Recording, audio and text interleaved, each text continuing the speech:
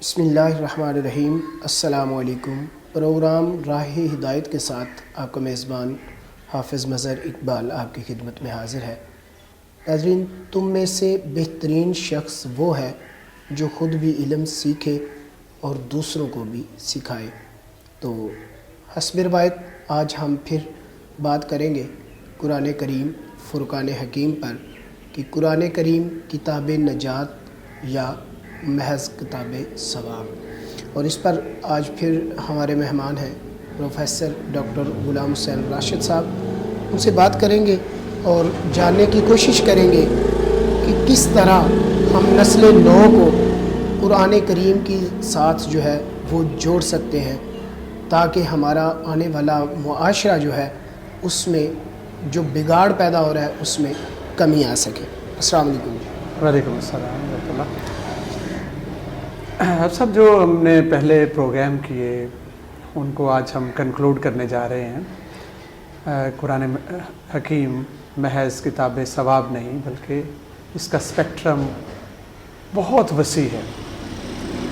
اس کے ساتھ جڑ کے ہم ہدایت، روشنی، شفا، نور اور دارین کی کامیابیاں سمیٹ سکتے ہیں۔ ہم سے بھول یہ ہوئی ہے کہ ہم نے اپنی کوتاہی کی بنا پر، کوتاہی نظر و فکر کی بنا پر اس کو محض کتاب ثواب بنا لیا، اور اس کے نتائج ہمارے سامنے ہیں کہ کتاب ہدایت پڑھنے والے اور نہ پڑھنے والے، ان میں کوئی فرق نہیں ہے زندگیوں میں۔ ایک شخص جو اسے پڑھتا ہے بغیر ترجمے کے، بغیر تفہیم کے، بغیر سمجھنے کے، اور جو اس کو چھوتا تک نہیں ہے، دونوں کا رزلٹ ایک ہے، کوئی خاص فرق نہیں ہے۔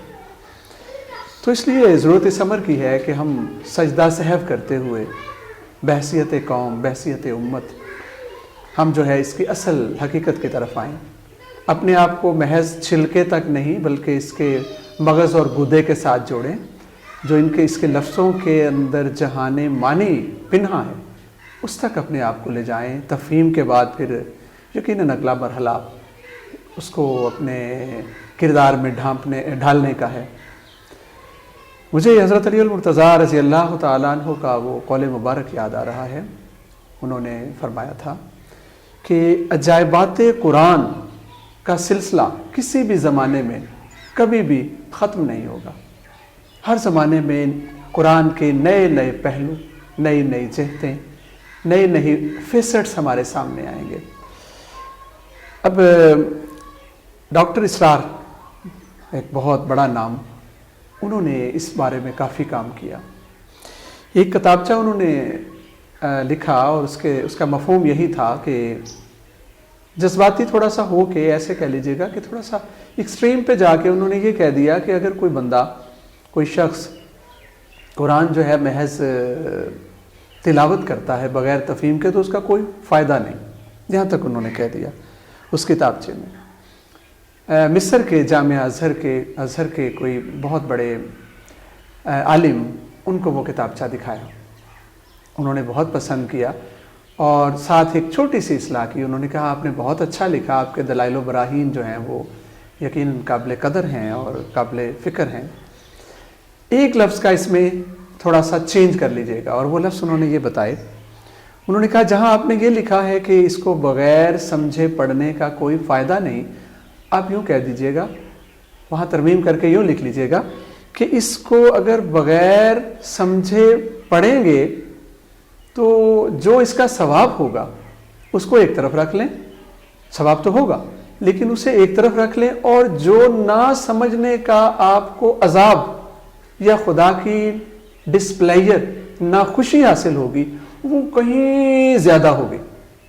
یوں کہہ لیجئے گا کہ اگر آپ نے ثواب کے 10 یونٹس کمائے ہیں تو آپ نے خدا کی ناراضی کے 1000 یونٹس جو ہیں خرید لیے۔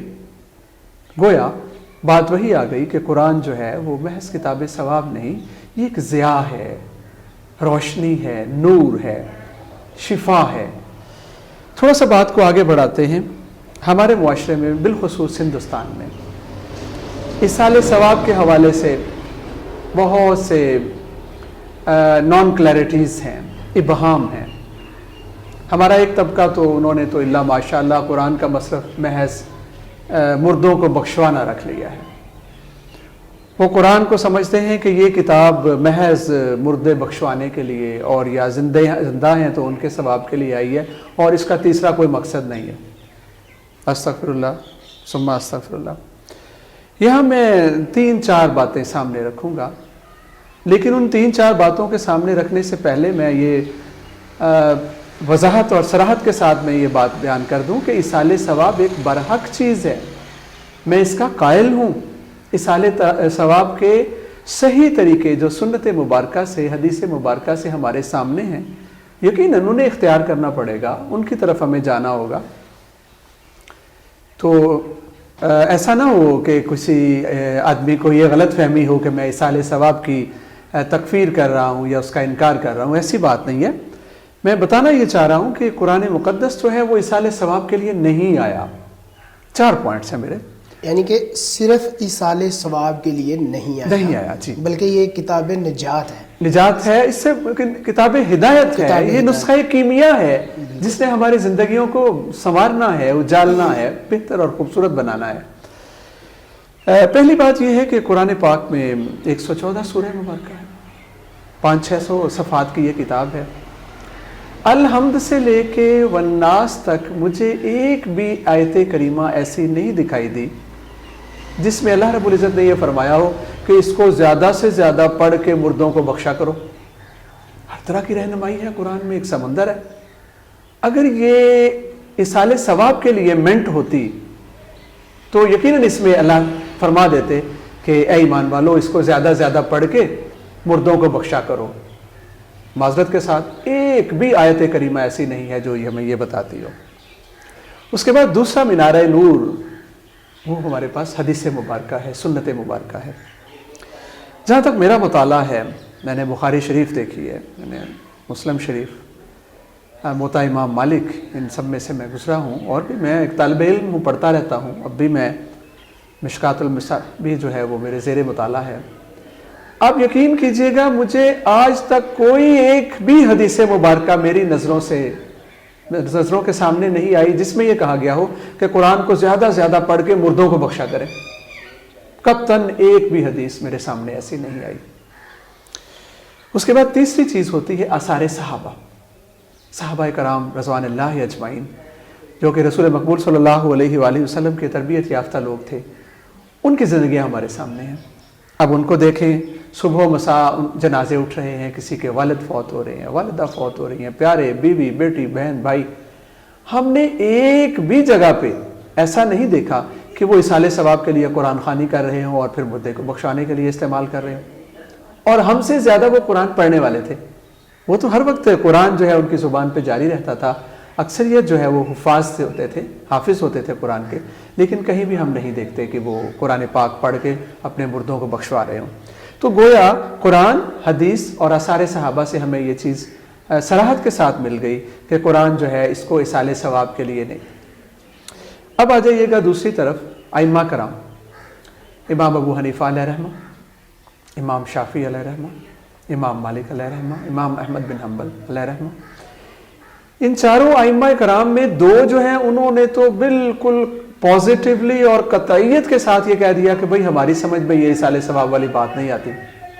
ان میں امام مالک اور امام شافعی ہیں. انہوں نے کہا ایصال ثواب ہماری سمجھ سے بالا ہے کہ یہ قرآن کو پڑھ پڑھ کے مردوں کو بخشوانا، یہ تو بتایا ہی نہیں گیا، کہیں سے اس کا ثبوت، کہیں سے اس کے بارے میں کوئی رہنمائی ہے ہی نہیں، ہم کیسے مانیں.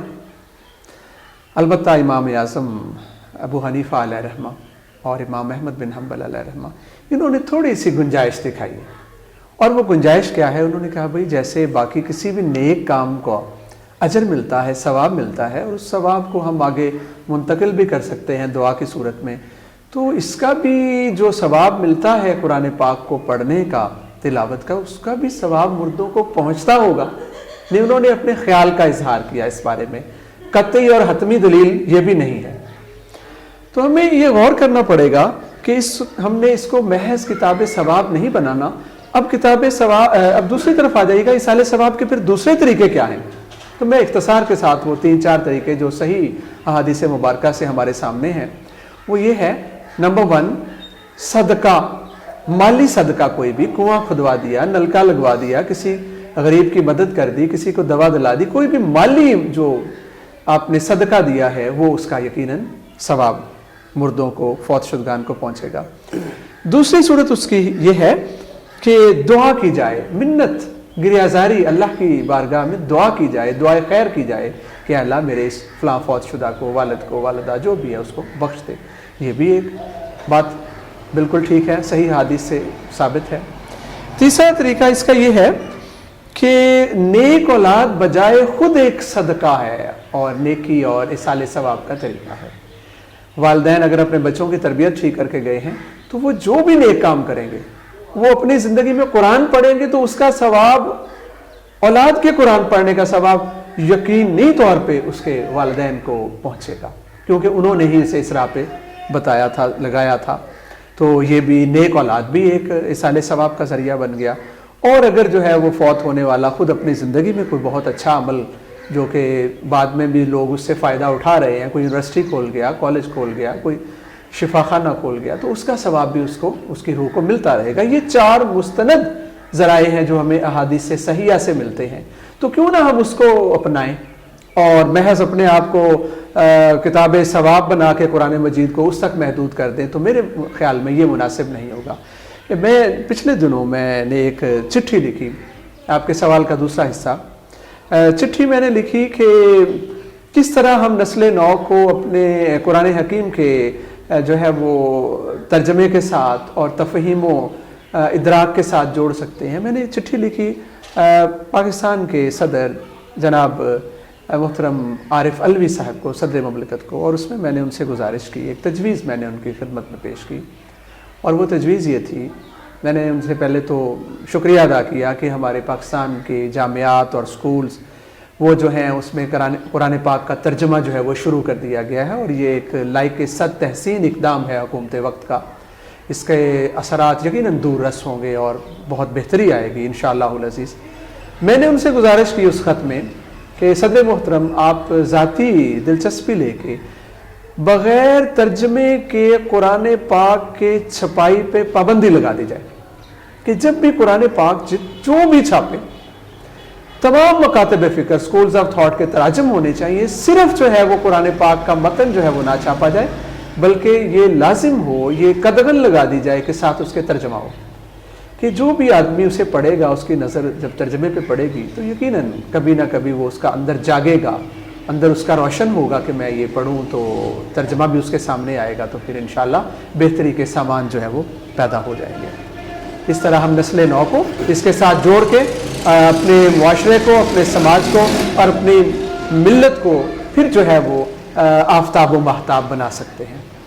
जी नाज़रीन, आपने प्रोफेसर डॉक्टर गुलाम हुसैन राशिद साहब की प्यारी प्यारी बातें सुनी और बड़े धीमे अंदाज में उन्होंने इस बात की तरफ तवज्जो दिलवाई है कि कुरान करीम फुरकान हकीम को सिर्फ़ और सिर्फ महज सवाब की नीयत से पढ़ना जो है वो दुरुस्त नहीं है।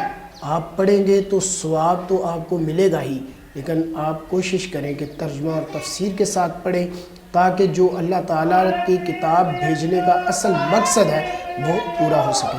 इसके साथ ही पहले हमारे प्रोग्राम के पहले हिस्से का वक्त जो है वो ख़त्म होता है।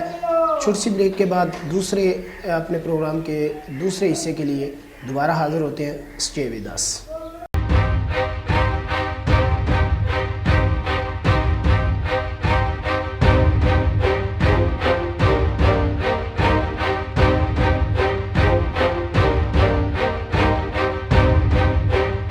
जी वेलकम बैक। तो इस्लाह ज़ुबान हमारा जो दूसरा हिस्सा है उसके साथ आपकी खिदमत में दोबारा हाज़िर है। आज के हम जो 3 अल्फाज उर्दू में लेके आए हैं, एक है जी कौसे कज़ा, अजमाल, गंदम। ये हमने जो हम रूटीन में बोलते हैं मैंने उसी अंदाज में बोले हैं, जबकि ये तीनों अल्फाज जो है वो गलत हैं। सही क्या है वो प्रोफेसर साहब बताएंगे। शुक्रिया साहब। आपने बजा फरमाया कि हमारे रूटीन में ये तीनों अल्फाज गलत बोले जाते हैं। कौसे कज़ा नहीं बल्कि कौसे कुज़ा, रेनबो जो आसमान पे 7 रंगों की नज़र आती है, उसके लिए सही लफ्ज़ दुरुस्त तलफ़्फ़ुज़ के साथ है कौसे कुज़ा, पेश है। जहाँ तक दूसरे लफ्ज़ का ताल्लुक़ है, अजमाल नहीं इजमाल है, اجمال اختصار مختصر طور پہ کوئی بات بیان کرنا، اجمالن، اجمالن کہنا غلط ہوگا، درست تلفظ ہے اجمال زیر کے ساتھ۔ جہاں تک تیسرے لفظ کا تعلق ہے جو کہ عام استعمال ہوتا ہے، کنک، گندم، گندم کہتے ہیں ہم، ویٹ، اس کا صحیح تلفظ ہے گندم، دال کے اوپر پیش ہے، اس کو گندم پڑھنا صحیح ہے۔ اور آج کے ہمارے جو انگلش کے 3 الفاظ ہیں وہ کیا ہوں گے؟ 3 الفاظ کا جو ہے آپ نے کہا ہے، میں وہ بولتا چلتا ہوں۔ پہلا لفظ ہمارا جو ہم اردو میں رسید کہتے ہیں، اس کو انگلش میں RECEIPT، غلط طور پہ اس کو رسیپٹ پڑھا جاتا ہے، لیکن اس کا درست تلفظ انگلش میں رسیٹ ہے، ان کے پی سائلنٹ ہے، پی سائلنٹ ہے، اردو میں رسید جبکہ انگلش میں رسیٹ ہے، پی نہیں پڑھا جائے گا۔ ٹھیک ہے۔ جہاں تک دوسرے لفظ کا تعلق ہے، پائپ فٹر کے لیے جو پائپ فٹنگ کرتا ہے ہم اس کو عموماً پلمبر کہتے ہیں، PLUMBER، یہ غلط تلفظ ہے، صحیح اس کا جو پروننسیشن ہے انگلش میں وہ پلمر ہے، اس کا بھی بی سائلنٹ ہے، بی سائلنٹ ہے، میوٹ ہے، اس کی آواز نہیں آنی چاہیے، پلمر صحیح لفظ ہے۔ ٹھیک ہے۔ جہاں تک تیسرے لفظ کا تعلق ہے، اس سے تمام طلبہ واقف ہیں، آگاہ ہیں۔ اس میں صفت کے لیے انگلش میں لفظ استعمال ہوتا ہے، غلط طور پہ جو بولا جاتا ہے ایڈجیکٹیو، جی، ADJECTIVE، تو عام طور پہ ہمارے طالب علم اس کو ایڈجیکٹیو کہتے ہیں، جو کہ غلط صورت ہے۔